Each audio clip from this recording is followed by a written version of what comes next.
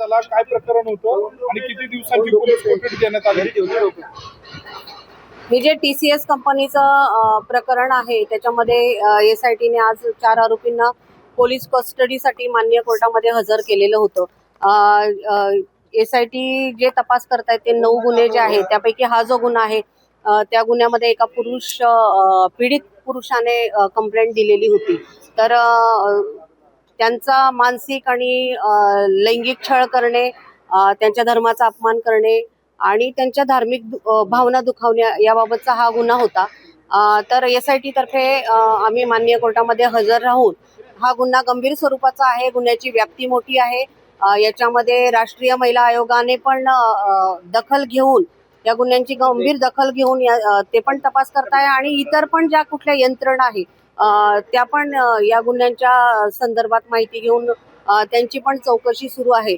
आणि हा गंभीर स्वरूपाचा गुन्हा आहे आणि याच्यामध्ये आम्हाला सखोल तपास करणं आवश्यक असल्याने आम्ही माननीय कोर्टासमोर पोलीस कोठडीची मागणी केली असता आरोपीला 29 तारखेपर्यंत पोलीस कोठडी सुनावली आहे. थँक्यू. झाला, काय प्रकरण होतं आणि किती दिवसांची पोलीस कोठडी देण्यात आली होती? हे जे TCS कंपनीचं प्रकरण आहे त्याच्यामध्ये SITने आज 4 आरोपींना पोलीस कस्टडीसाठी माननीय कोर्टामध्ये हजर केलेलं होतं. SIT जे तपास करतायत ते 9 गुन्हे जे आहेत त्यापैकी हा जो गुन्हा आहे त्या गुन्ह्यामध्ये एका पीडित पुरुषाने कंप्लेंट दिलेली होती. तर त्यांचा मानसिक आणि लैंगिक छळ करणे, त्यांच्या धर्माचा अपमान करणे आणि त्यांच्या धार्मिक भावना दुखावण्या याबाबतचा हा गुन्हा होता. तर SIT तर्फे आम्ही माननीय कोर्टामध्ये हजर राहून हा गुन्हा गंभीर स्वरूपाचा आहे, गुन्ह्याची व्याप्ती मोठी आहे. याच्यामध्ये राष्ट्रीय महिला आयोगाने पण दखल घेऊन या गुन्ह्यांची गंभीर दखल घेऊन ते पण तपास करताय आणि इतर पण ज्या कुठल्या यंत्रणा आहे त्या पण या गुन्ह्यांच्या संदर्भात माहिती घेऊन त्यांची पण चौकशी सुरू आहे.